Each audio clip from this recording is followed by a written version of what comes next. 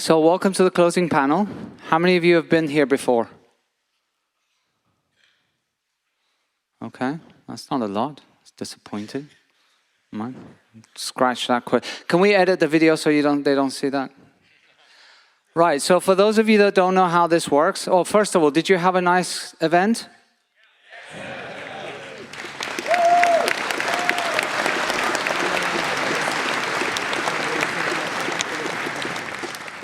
No, I was actually timing another minute of claps, so please continue for a little bit. No. Okay, no, please stop.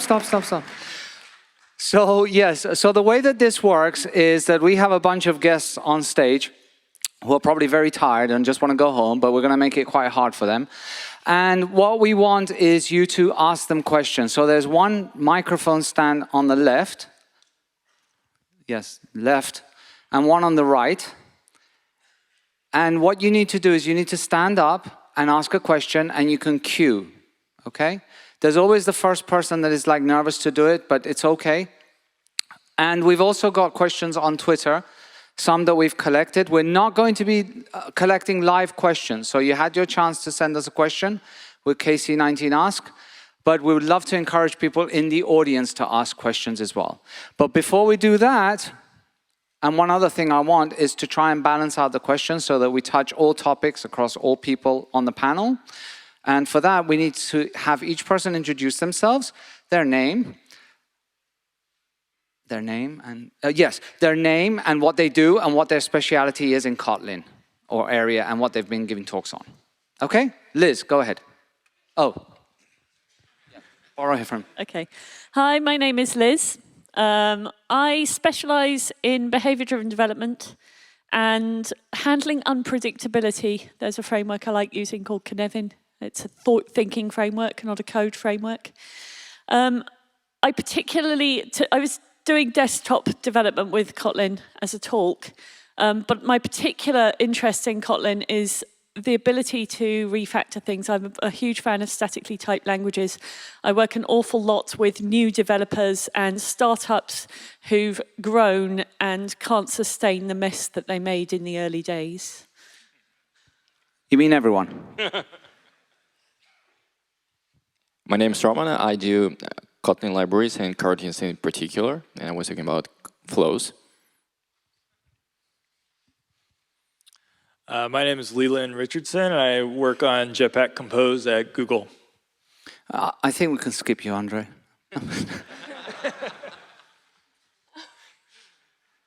I was just joking. Yeah, Okay, my name is Andre. I give keynotes at KotlinConf.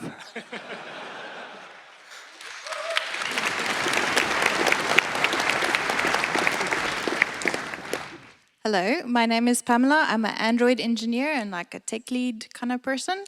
So I spoke on full stack web apps, but it's kind of weird doing Android and full stack web apps. But I also have like 17 years experience doing all kinds of stuff from back end to front end to web stuff. So yeah, that's it. Hi, I'm Shelby Cohen, and I'm a software engineer at Intuit. And I specialize in server-side development and specifically functional programming. Hey, I'm Max. I'm JetBrains CEO, and looks like I'm yet to find my area of specialization. Frena Montanescu. I'm an Android developer advocate at Google, specialized in Jetpack, Kotlin and Android, and a bit of Compose APIs. Hi, I'm Anna Redmond. I'm the founder and CTO of Infinite, and I build educational games for kids to teach them math concepts in a play-like manner, so they not only understand the concepts, but also learn to enjoy math. And I'm here because I recently ported 80,000+ lines of that game code from Android to iOS using Kotlin Native. Hello, I'm William Cook. I am a professor at the University of Texas at Austin in the computer science department. And I try and stop the Kotlin language from changing on the board. So Well, actually, Will is helping Kotlin language to change gracefully. That's so polite. Okay, so I see a whole bunch of people queuing up there. What? No, I see some people. Come on, people, come on. There you go. Yes. I hope you're not walking away. Like, no. Oh, he is. Oh, no, yes. So it's been pretty clear that Kotlin is going to make pragmatic decisions for the language. And for instance, type erasure isn't pragmatic for the language, but is pragmatic for Java interop. I suspect in the next decade, we won't want type erasure anymore. Is there a lot of thought or plans for how to get type erasure out of Kotlin native and JavaScript or anything like that? Okay. Yeah, so note number one, it's not completely clear what's better, having type erasure or having no type erasure. Actually, both solutions have their upsides and downsides. And currently, we have no particular plans of getting rid of erasure, but there are ideas around introducing reified types. It's very difficult because you have to specialize a lot of code, but this is on the table, pretty far end of the table, but it's on the table. So the table isn't round? No, the table isn't round, and it's not finite either. Well, I guess you don't have problems when you're having dinner. Oh, no problems. Okay, on the right. Hi. First of all, thanks a lot. What an awesome event it was. And the question is pretty simple. If package private modifier is coming back to Kotlin at some point. There's an open issue right now. I think it's around 100.5 volts for that. So what's your take? Thanks. No. Okay, so actually, package private is kind of a difficult question because we really don't want it in Kotlin, but there are use cases for it, so we are resisting. And we'll keep resisting until the use cases build up enough to overrule us. That's it. Okay, I'm going to take a question from Twitter. It says, what's the long from David Wurst-Tyson? Hope I'm pronouncing this correctly. Or just David. What's the long-term roadmap for Flow? I guess, Roman? So the roadmap for Flow is not very long. I mean, we actually plan to finish bulk of it next year. So we'll be adding more operators for concurrency, for caching and sharing data in flows, primitives like state event flow to use as your data models, and polish some rough edges here and there, and that's it. We don't plan to have hundreds and hundreds of things in there. It's going to be pretty compact and easy to understand. That's the plan. Great. Question on the left. It seems that with some key proposals, such as Keep 87 or Keep 155, which I love, it seems to be kind of hard to get real JetBrains input and to get a shepherd to the process, and it seems like it's kind of a black box, the key process itself. Are you aware of this problem, and are you planning to change it, or do you want to keep it that way, maybe? Maybe you don't want Keep 87 to be merged. Well, maybe I don't want Keep 87 to be merged, but I don't remember the numbers, unfortunately. That's fine. What is it about, by the way? It's by Raul Roja and the 47 Degrees hipster gang. It's it's about type classes. Okay, so I'm not promising that this particular one will be merged, but we are looking into type classes. So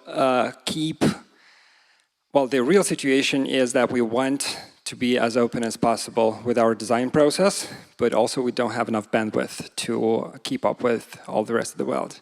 So there we're picking those proposals that we can actually work on, and many stand in line. And that's the situation currently. I would love to improve it. I don't know how to improve it tomorrow, but we'll probably do something. I wonder, does anyone else on the panel have an opinion about keep, or do they want to keep it to themselves? I can keep insisting on this. No? Keep keeping. Keep keeping. No? Nothing? No? Okay. You're a lively bunch, aren't you? Wonderful. Okay. Next. Yeah, thank you. I'm kind of a testing guy, and one thing that you need for testing, obviously, to see if you properly tested something is code coverage. And as all you might know, we use Jacoco for all of that. What you might also know is, however, that Jacoco is not really up to par with the more recent Kotlin language extensions. So basically, they are trying to include things, patch things, but they are basically running behind each and every time. Also, in Android Studio, for example, there's often the problem that code coverage is not properly displayed in IntelliJ, even in the newest Android Studio versions, canary versions.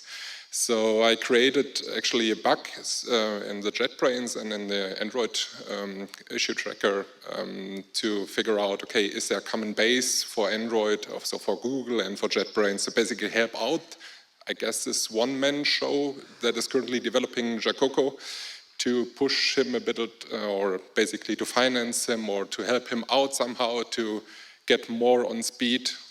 So can we expect anything there? Does code coverage get anyhow better for Kotlin?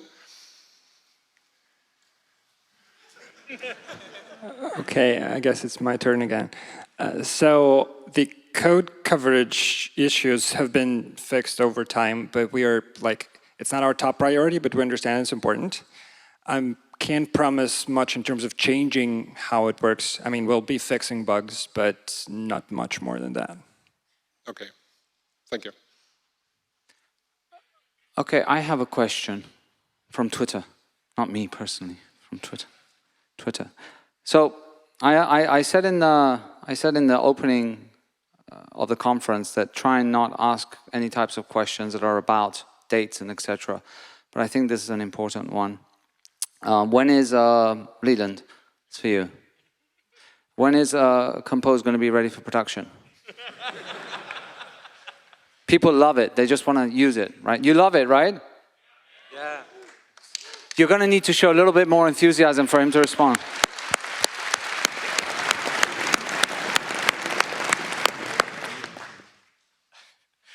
The only sort of official answer, I guess, I can echo from Android Developer Summit is that we are committed to have a beta sometime next year. And beta is not traditionally a production-ready library, but if our usage numbers for other Jetpack libraries go to show, I'm sure none of you will have any problem shipping production apps with beta. So why call it beta? Politics. We don't know. Who's using it in production now? Who will use it when it's called beta? You see, you're not going to get enough people, man. Okay, question. Over there, to the right. Hi, thanks for the cool Kotlin conference. So one thing that I really liked about Kotlin in the first place is that it's so community driven. So some years ago, there was this live on Twitch voting event where we would being able to vote on specific issues that we think as a community is well, worth working on. So I was wondering if there are some other events like that planned, or just to get, well, more community events, basically. So you're asking for more community votes? Yeah, I think so, like community vote-driven development kind of thing. Well, I think that people get more aware of what kind of issues are even on the table. Yeah, we just need to remember that it's a very long table. Yeah, so the situation is for 1.4, we're mostly focusing on like small improvements. So a community vote was irrelevant because we wouldn't take anything important. For 1.5, we'll consider that. I mean, it worked interestingly last time. We got very much predictable results, but it's entertainment for everybody anyway. So we haven't been discussing this before, but I think we should. Thank you. Question from Twitter. Will. Ready? Yes. Okay. It's easy. Do you think Kotlin is a good first language for education? We'll do both. Go ahead, you first. Well, yes, I think it is, but there's no textbook right now. So we need to have a Well, there's Kotlin. Atomic Kotlin. What's that? Atomic Kotlin. Yeah, well. No. Cover your ears, Sveta. You didn't hear that. Liz, you want to add something? Yeah, so one of the reasons I absolutely love Kotlin for new developers, and I've been teaching people to learn to code for the first time, you know, non-technical people, is because it's really, really hard to make a mess in the first place and very hard to make a mess you can't unpick. And I've seen 10,000 line C# classes that took Visual Studio 5 minutes to load. It wouldn't have looked like that if they'd done it in Kotlin, and it wouldn't have taken us 3 months to untangle it either. I think the refactorability of it, the terseness of the readability of it, everything lends itself to being an absolutely fantastic first language. I agree. I think that if you want a really terse language, go and look at Haskell. Haskell is really terse. And it's basically poetry. That's what I tell my students, as opposed to Java, which is more like a romance novel. So, yeah, terseness is good. So I guess this would be a good time to announce in March we are going to hold KotlinConf. Just go with the flow. You get that, Roman? Flow? No? Just keep quiet? Okay, keep. Stop the puns. Haskell is a great first language, meaning it definitely not the last one. No. On that note, though, actually, there are a couple of universities that do teach Haskell. Imperial College London introduces students first year, their first programming language is Haskell. The second year, they show them Java and they say, and this is what you're going to be spending your life with. Okay, question, left. Hey, first of all, congratulations on the conference. Now, more of an Android question. I've watched the talks about coroutines and flow and everything. Everything's very nice and a new way of threading. What I wanted to ask was, are there any plans to improve long-running background? For example, something like what Work Manager does. Are there plans on improving or adding new ways of doing that? Thank you. I think with the current APIs, so you can use Work Manager, you can use Coroutines. I think overall, we feel like we're starting to be covered. Maybe what we're missing is indeed more guidance. So we are definitely planning on working on that. But if you have some specific guidance that you think is missing and something that's not solvable by using Coroutines and Flow or Work Manager and other solutions that we currently have on Android, talk to me after the panel. Thank you. So are you committing to delivering that? Because I mean, you're on the DevRel team. Are you personally committing to delivering that content? Please wait for it.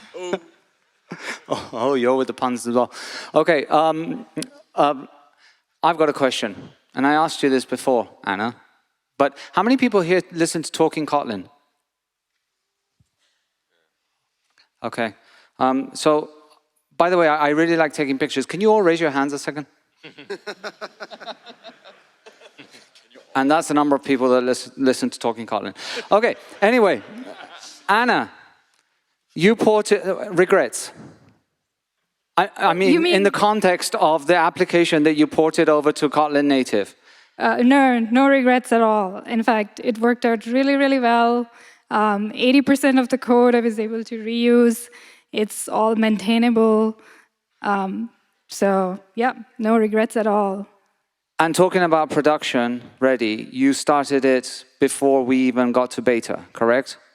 I started coding it before you got to beta, and then released it, I think, just after it was 13. And yeah, it worked. It was very stable even in the beta. It was slightly improved in 13, so it worked out really, really well. I only ran into one problem recently with iOS, when iOS went to 13. But that was actually not Kotlin native. It was iOS changed the AV audio player API underneath it, so I just had to fix that. But that was something all iOS devs also had to do, so. Okay. Question? Here? Sure. Yes. Yeah, apparently the mic's on too. So thanks a lot for the conference. Great stuff, great content. I love Kotlin. I don't love Groovy. There's a lot of work on the DSL stuff. And I know there's a case script executable, but it's not maintained by JetBrains as far as I know. Are there any plans to sort of take that into your own hands, essentially? And I mean, I have a million questions about Kotlin DSL and Gradle, but I guess that'll be the one. What's your name? My name? Yeah. Sindre. Okay, because there's like a very, very similar question like that on Twitter. Well, that's not me. Okay. But I totally back that question. And I totally forgot about GDPR, I'm sorry. Right. Well, it's not my real name. Okay.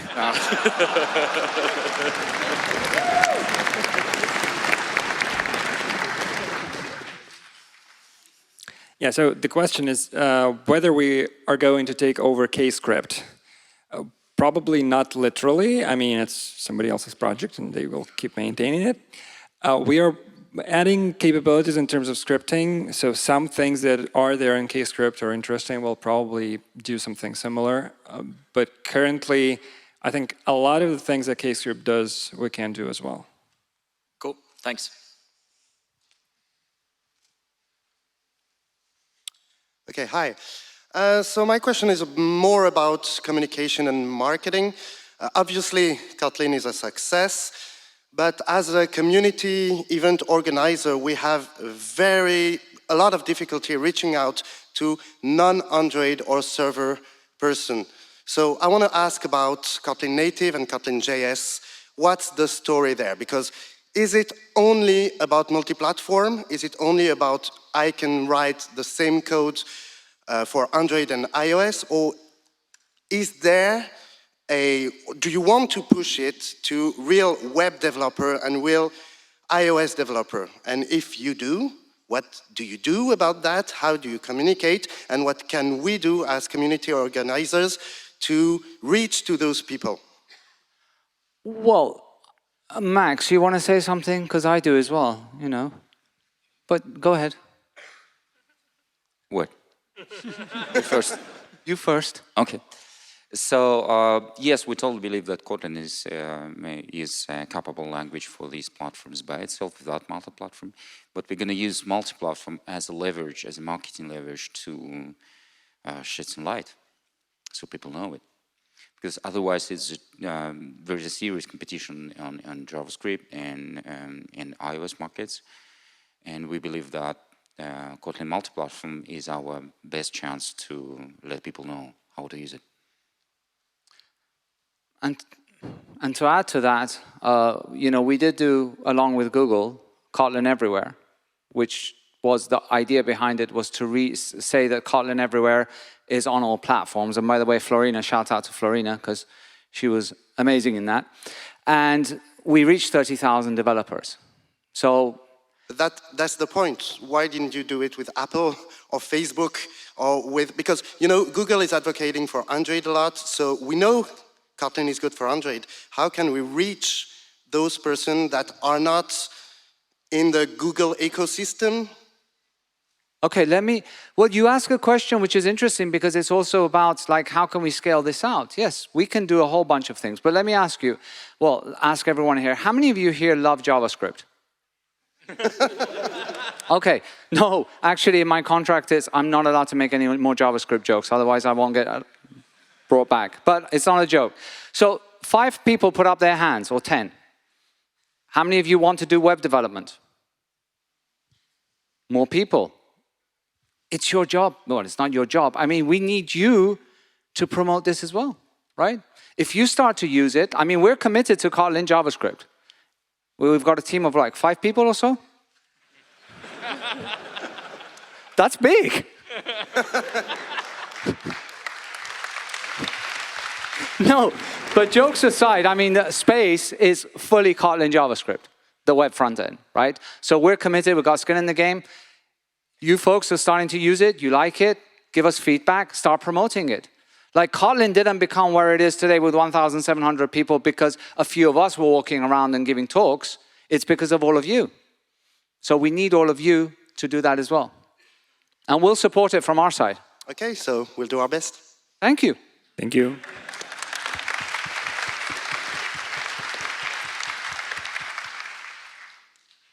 Questions there? Do you have planned any major features for Kotlin 1.5 yet? No, not yet. Well, actually, 1.4 is not there yet, so we are focusing on delivering that, and then we'll do planning for 1.5. Okay, thanks. In the spirit of getting answers from the whole panel, since we have a large audience here, if you could direct eyeballs and perhaps contributors to an perhaps unknown project in the Kotlin community, where would you direct those? He specifically said other people answer. So come on. I mean, you're all community. You haven't spoken, Shelby. Yes. Go. Yeah, go. And you, Pamela. Can you repeat the question? This is like your stand-ups. No, until it's my time to talk, I'm not listening to anything. No, so you're saying give credit out to open source projects that have something to do with Kotlin? Is that the question? Do you have like a pet project that you would like to see grow? Code or otherwise? It's not my project, but actually I heard about it last year at KotlinConf, and it inspired me to kind of get into the open source community more. So Tornado FX for Kotlin. There's a bunch of people here who have been working on it, and I know that's a really great community to start with open source. So a couple of years ago, or a year or two ago, we had a look at Coin. I really like Coin. So, and that's really great for, I know it's a little controversial for some people, but I really enjoyed using Coin on an Android platform. And yeah, so I would like to give a shout out to that team. You really put the dagger in that one. Oh, well.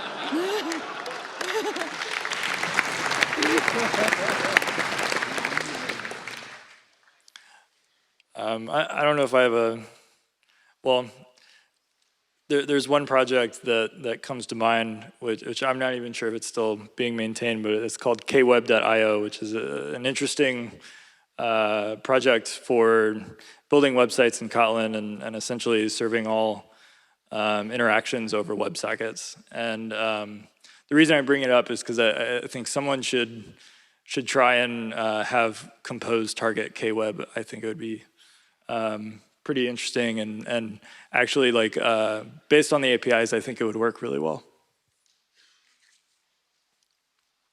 Question. Hello. Oh, sorry. Speaking of Compose, and I'm not sure I'm allowed to say that, but given you said that, I would love Compose for desktop.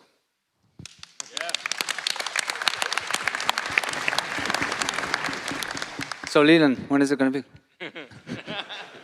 I'd love it as well. So, yeah. Speaking of open source project, but or not, Android X is open source and you can contribute to it, Max. Oh. Go ahead. If you could start with Kotlin from scratch, what you would change in the language? I think there's a similar question here: is whether what you think of class delegation? Yeah, many people memorize my answers to these. Yeah, there is a bunch of features I would like to do differently and probably will. But for the record, if I were to start another language, I would reconsider this idea. It's been quite a lot of work, and now I know how much it is. I'm not starting it from scratch again. But yeah, so a few things.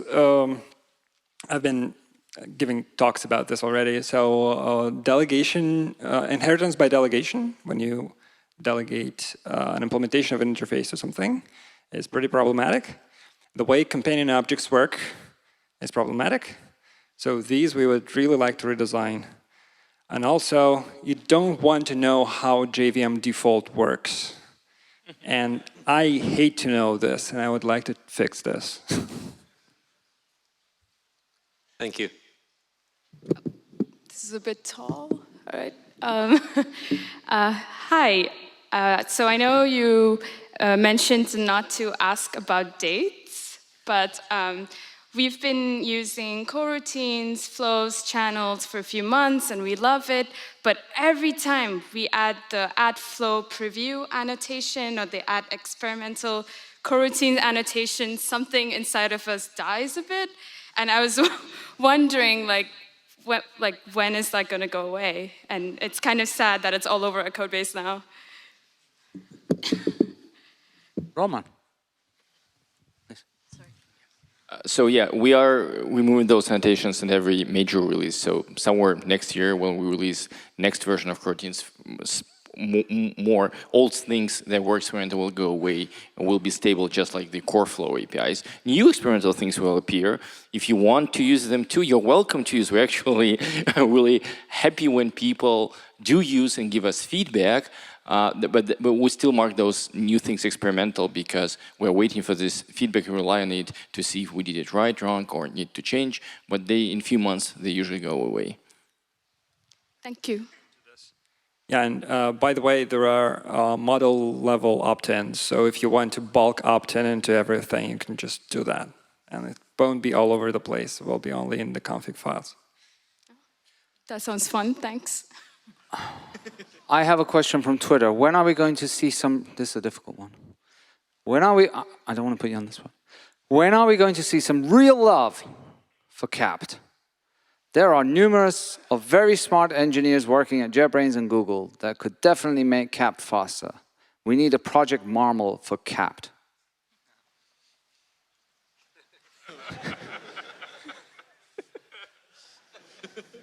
I said I'm going to make it difficult. I said that.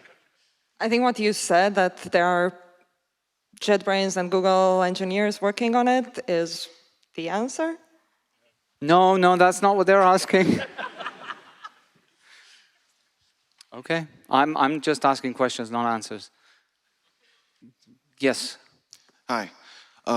So for those of us that are fortunate enough to have worked with Kotlin in the back end, and then unfortunate enough to move to another organization where they're not using Kotlin, it's very hard to make a case, or there's a lack of resources for us to be able to make a case of why we should be able to adopt Kotlin on our new teams. Is there plans of putting resources together, case studies and actual data, so that we can take these cases to leadership to actually be able to drive adoption? Because there's a stigma right now that Kotlin that's an Android thing, that's a mobile thing, and you don't need it, you're a back-end person. So at Intuit, we went through a similar struggle, and no one was using it about a year and a half ago. And me and Katie Levy were the first two engineers to really start using it. And so first thing we had to do was build the community inside the company.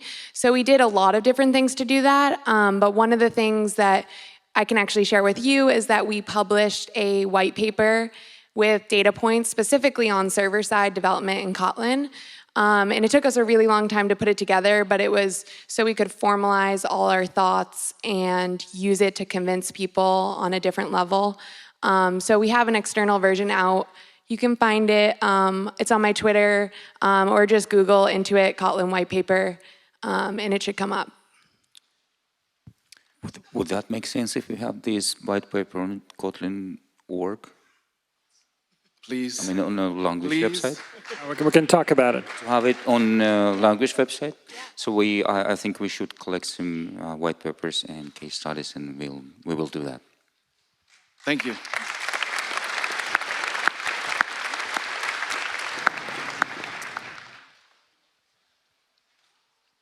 Hey. I think I speak for most people in the room when I say that multi-platform is a really compelling opportunity that we're all keen to take part in. But at the moment, it seems like the experience is switching from one IDE to another to deploy for different platforms. Is there a version of the future where we can deploy iOS, Android, web, and server from the same IDE? And what's the path to get there? Okay, so the short answer is going to be yes. The longer answer is that we're now testing a couple different approaches to what we're going to do. First of all, there is something that Andre mentioned in the keynote, so you can work with iOS and other devices from Apple. From the Android Studio, I mean, we're also trying to build somewhat else to show you. Twitter question. Question for the folks from Google. That is you, Leland, and Florina, just in case we're not, yeah. In order to bind data to UI with data binding, we used observable classes, and now we use the live data class. Will you support, or do you already support, the flow class? So the answer to this, I guess, is a little bit yes and no. There's nothing that is preventing support of all of these types of reactive streams and classes like that. And Compose is designed in a way where they should interop very seamlessly. The only problem at this point is that Compose relies on the IR backend of the Kotlin compiler. And at the moment, suspend functions aren't fully supported. And so using Flow with Compose right now is still a little bit difficult, but that's just a timing thing. And then if you're speaking about views before Compose is fully out, in terms of data binding and flow, from what I know, we're not working on this for now. And then we do have live data and flow conversions to and from. So for example, in the view model, you can do that conversion between flow and live data. But we don't have any specific support for flow and connecting that directly to the views. Yeah, and also I would like to remind you that anything that is not yet supported in the IR backend will be supported by 1.4, so it's going to be fine in a few months. Hi, I wanted to ask you a question. Which one is your favorite Kotlin feature? But this question has already been answered, and so I decided to ask you the opposite of this. So which one is your favorite feature that can be in any programming language but in Kotlin? And how does this translate to Kotlin? And I think that's a question that everyone could answer.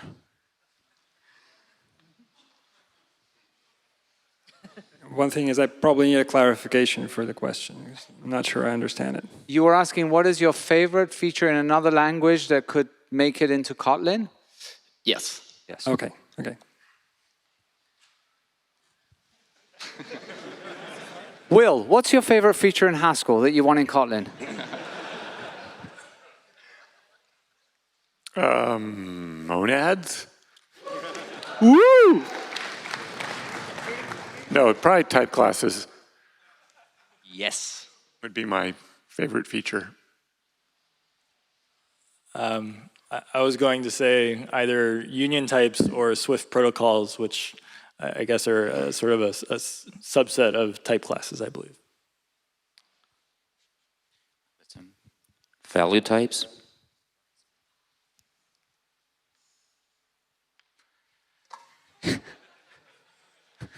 You're not going to get any drinks tonight, I'm telling you. Okay, next. Over there. Hello. My question is about the feature of the suspension system in Kotlin. Currently, the standard library provides the suspension intrinsics, to implement your own runtime, which the Coroutines library does. So is there a plan, or does Kotlin plan to bundle in Kotlin X coroutines as part of the language, or are we going to keep the ecosystem independent so there can be multiple alternatives to the suspension runtime like we have today? We actually keep Kotlin X coroutines separate on purpose because it's not a very big library, but it still has lots of primitive for synchronous programming. So it's on a purpose not in standard library. Standard library has like basic things like collections, strings, etc. And asynchronous programming is a Kotlin X coroutines. So no, there is no plan to bundle it into standard library. It will stay separate. Perfect. And in that sense, is there support to support cancellation in the intrinsics, or will cancellation be something that each library manages independently? The cancellation may be added to standard library in the future. We have no specific commitment yet, but we're thinking about that. Thank you. And I would like to finish just by saying, regarding to the previous question to the open source projects, that in Aero, we are a big community, open source, everything Kotlin, and we are happy to help you get started if you've never contributed to a project before to make functional programming in Kotlin better. Thank you.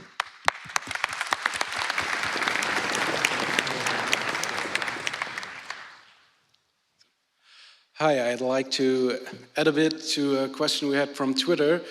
You were already asked a bit about capt, and I'd like to ask if there's any news about capt support in the IntelliJ build system, which still doesn't support it. No way. Well, actually, situation with capt is that it's mostly used in the Android ecosystem, and there the prevailing tooling is Gradle-based. So it's going to be a lot of work to integrate it into JPS, the IntelliJ build system. We're not doing it because there's not enough demand. But it's an open source project. You can try to do it yourself, and you'll understand why we are not doing it. Thank you. Okay, question from Twitter. Another Compose question. What's the story for theming? Could and should Compose apps rely on the existing resources system? For example, how would I implement dark mode in Compose app? Dark mode is it's all about light now. So this is maybe a multi-part question, but so dark mode there's actually already an implementation for dark mode support in Material and Compose, and we have some thinking around how we want to do themes, and it's still evolving, but we do know at least that we want it to be different than how current theming works. It'll probably end up in some fashion being very material specific, with basically us kind of saying, if you want to implement theming yourself, here's how we did it, and so you could do the same thing, but it won't be as extensible as the current Android theming system.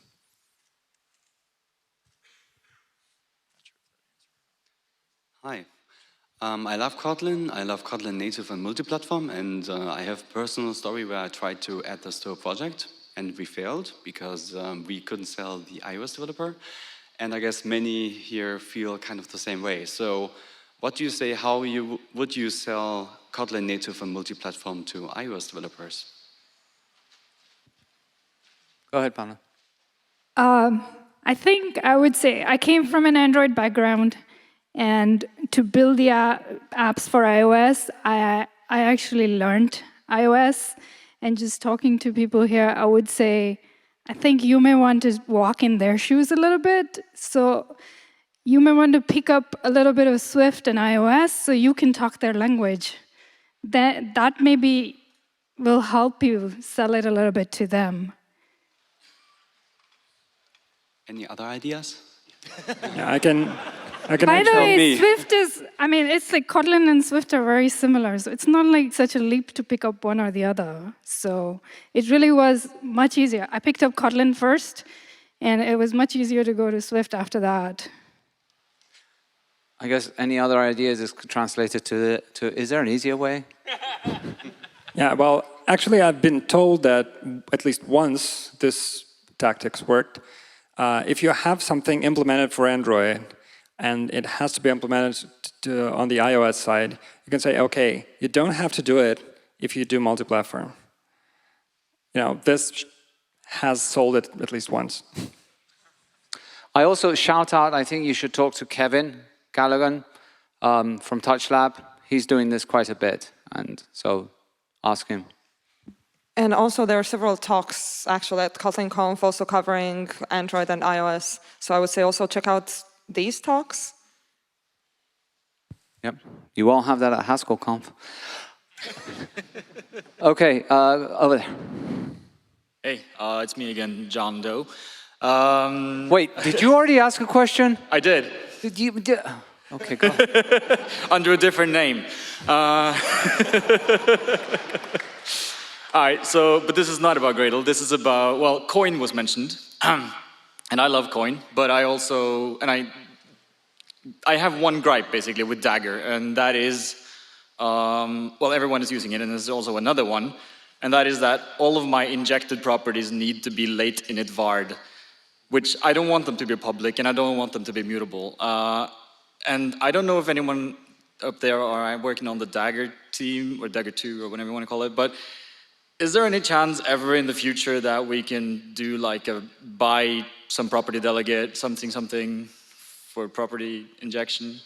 So I'm not sure about this feature specifically, but I do know that at the Android Dev Summit a couple of weeks ago, we did have a session specifically about Dagger, and a part of that section also covered some of the improvements that we are planning on making to Dagger 2, and also a bit more on the future of Dagger in Android. Okay, cool. Just make it more cool. And don't stand up anymore. All right, thanks. Hi there. Thanks for the conference. It was a pleasure to be here. My question is for Compose. You say that it will be released somewhere next year, right? To beta. But my question is, do you have the clear roadmap, what will be there, or what is expected, or do you just experimenting right now still? No. No, not experimenter or no plans? We do not have a current full picture of what will be included in a beta or an alpha. That is something that we're working on figuring out right now. And obviously, as these things go, they change over time. But will you share this information? You know, this is a lot of questions. I'm sorry, I have one more question also, if you don't mind. Sure, go ahead. We mentioned, previous question, someone mentioned the live data and observable. And my question is, do you want somehow to unify those things? Because it kind of get crazy what to use, live data or observables or something else. And can we have some component that will be unified for all needs for data binding? Thanks. I think there's some XKCD that covers this pretty well. But I don't think at the moment we have any concrete plans to do any consolidation here, but we don't really own all of the implementations either, so doing so might be a bit futile. But it's not currently a goal. But maybe can you provide some, I don't know, guidance regarding where to use, when to use, which classes? Sure, we'll try to work on this. Thank you. Thank you. That's a lot of things you're committing to in public.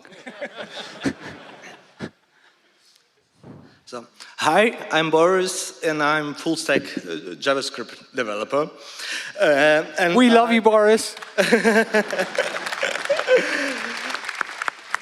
And I really would like to switch to Kotlin. I love the language, and there is no problem on the backend side, but if I start coding the UI in the React way, or I'm feeling like I'm fighting against the system. So if I want to take my normal approach with Redux and something, I'm not feeling good at coding it.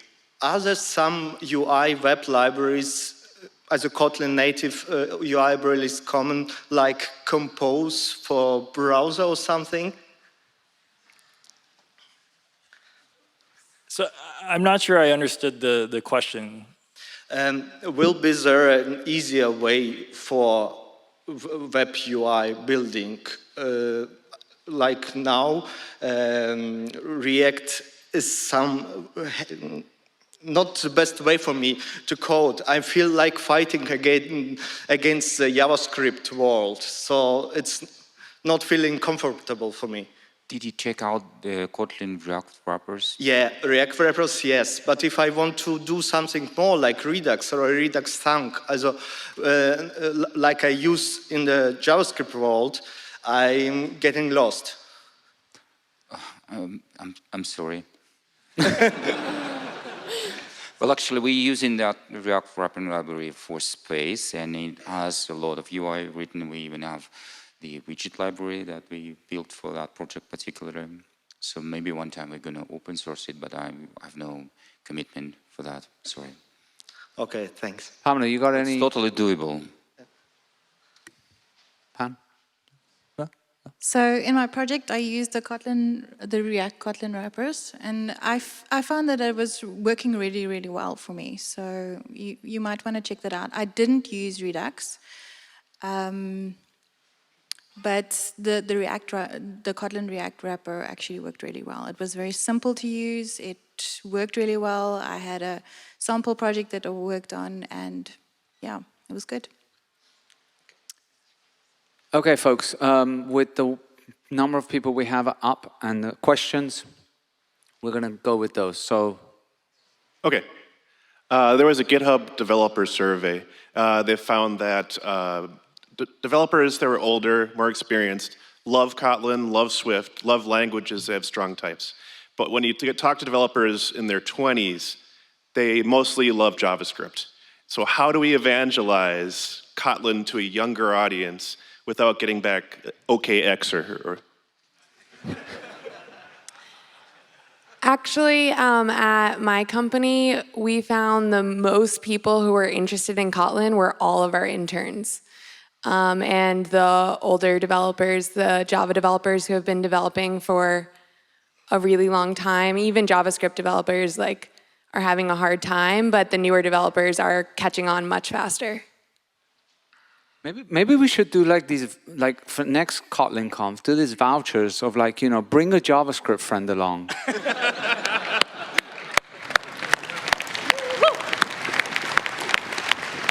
I think you should really stay with Haskell jokes. Okay, seriously speaking, I think that to bring more young developers, we need to understand why these developers found this experience writing in JavaScript productive, fun, and whatever it is for them.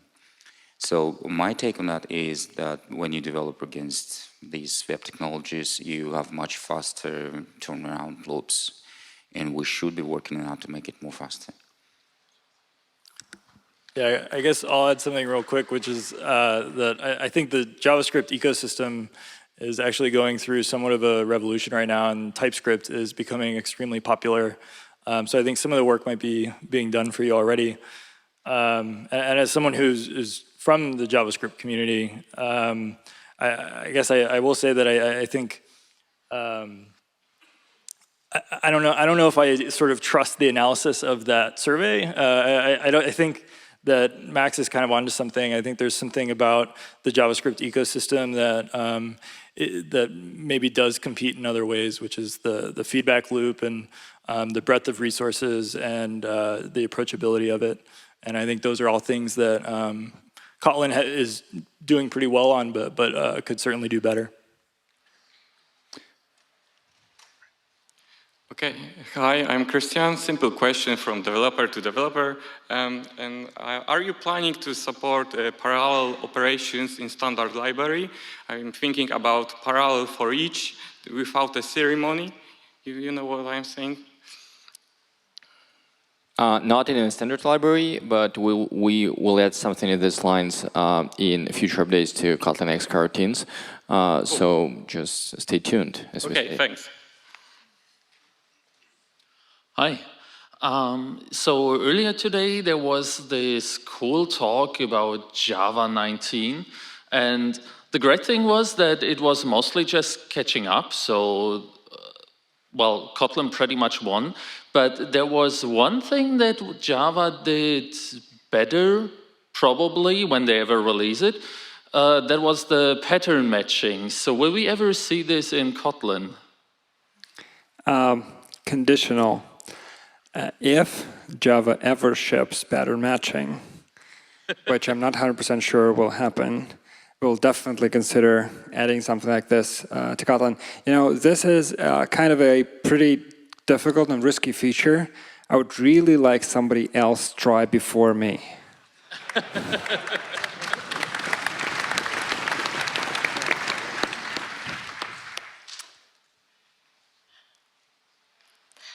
Hi, thank you so much for the stellar event. And my question is for everybody on the panel, anybody who wishes to answer. But I would also like everybody in the room to think about it. So the question is, what is your big dream which can come true with the help of Kotlin? And the second part is, when are you going to do something about it? So now you're putting all of us on the spot. Thank you. I think mine already did. So I built games for the kids for 6 years, and they were Android only. And I was constantly getting questions from people. It's like, can I play this on my iPad, please? And I just didn't have the resources till Kotlin native. And when it came along, that was the reason why I started it so quickly. And now it's available to kids on all platforms, and it's getting used in schools. So I think it's already there. I guess no one else has dreams. Oh. Okay, I'll go. So the keynote this morning was really, really cool. I really enjoyed it. And wouldn't it be cool to see Kotlin in space? But it is. We just announced it yesterday. Oh. I really want to play the new version of Skyrim that's out on the Fallout 4 engine, but some of the mods I love, they use a Java library to make them work. And the Java library is very old. It was written in 2012 by somebody who didn't do TDD. And it's not particularly maintainable. So I am actually rewriting that library. It's on my GitHub if anybody wants to come join me. I think I'm about one feature and some armor and some chests and doors away from completing it.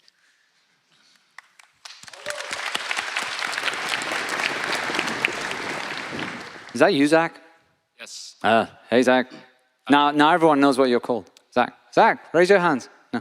Is this a GDPR issue too? Or so my question is, Kotlin multi-platform and Kotlin native are quickly forging these like new areas of the community, but do you ever feel like all this prioritization and efforts going into that are coming at a cost to the community where it is on other projects? So like Capt or Dagger often seem kind of unmaintained or hobby projects, and some don't seem like they're ever going to finish, like immutable collections. Well, let's say Capt is not maintained and Dagger isn't either. So both have attention. I would say there are different scales of projects. So there is like incremental improvements to things like Dagger or Capt, or maybe Capt needs a complete rework, but whatever. And there is adding in new dimensions to the ecosystem. So these attract different amount of resources, that's right. And I think we are balancing it reasonably at the moment. But yeah, it's an explicit goal to not forget anything important among the smaller ones. So we're going to take the two last questions, but before that, there's one also similar on Twitter that talks about... Sorry. Oh, sorry. I just want... It's just a little notice maybe. Please do not push too much pressure on us, because otherwise we won't be doing any new things. Right, talking about new things. Question from Twitter. It says, Ktor feels a bit neglected. Is Ktor only a tech demo, or is it something that you want people to use? I think it's far from neglected. I'm answering this one. Oh, you can as well. But I think it's far from neglected. Again, Space is built on Ktor, and a lot of companies are using it, and we have 3 people on the team also. And we just add, you can say it as well. Yeah, we're adding actually people to Ktor team, and it's both technology demo and the product. So it's neither one or the other. We're using it, and we're committed to continue expanding and supporting it. But it's also a technology demo for us, because that's where we play with all the new shiny features of Kotlin and show them to the world. Yeah, but I would like to clarify this. When we say that a product is also a technology demo, it means only that it's just very cool on the inside. Hi. I do security research. That echo is annoying. Anyway, so I do security research, and one of the keeps that I have, issues that I have on the keep repository open is around how Kotlin doesn't support secure random number generation, and I've found, like, in the past 3 months, 4 or 5 CVEs in not Kotlin projects, but Java projects in general, and use of insecure random number generation and security-sensitive locations. So is this something that we could get in part of the Kotlin standard library for multi-platform support? That's one of the 2 questions, but I start with that. So are you asking us so we have more CVs for Kotlin, or what's the goal? Are you adding well, I mean, no, because random you currently don't have secure random number generation, so if people who are using multi-platform Kotlin, their only go-to for random number generation is insecure, right? So trying to get support for it so that people have an option multi-platform that they can use across all their libraries easily. We actually, it's not something short-term, but as Andrew says, it's on our table to actually build the library with various security primitives. So we'll be working on that in some moment in the future. Right. The other question that I had was, is there any effort currently going into the integrations that GitHub have around, for example, the jump to declaration stuff in everybody's favorite language, Haskell, what's it, Syntactic is the project? And then also GitHub's recent purchase of SEML, which does source code conversion to a database that allows you to do find vulnerabilities and also find find just common coding issues. And it's one of GitHub's recent purchases, which is helping to push forward just all code quality in general. Is that something that there's any effort going into? There's totally an effort going into space to provide those features. Mm-hmm. And we also have app source, which does cover this jump to declaration stuff. Found users. Okay, last question. Hi, thanks for the conference. Last year I asked several questions on Twitter and didn't dare to come in front of the mic to ask them. These were serious questions, but this year I'm feeling a little more fun. So I have a question about hard-boiled eggs. Why don't you have some hard-boiled eggs and a few soft-boiled eggs? They would taste better and it will take up less energy. And another question for the audience. If you like soft-boiled eggs, can you raise your hand, please? There you go, that's why. You see, they don't like soft-boiled eggs. Oh, who likes hard-boiled eggs? For those of you that don't know the story, 2 years in a row we've been providing hard-boiled eggs because they're a good source of protein and they don't have carbs and everyone loves them. This year we went to the extra mile and peeled them for you as well. No, I mean not us. And now he's complaining that he wants them soft-boiled. I mean, what am I going to say? Anyway. That's all the time we have for, and I'm not going to answer your question. That's all the time we have for today.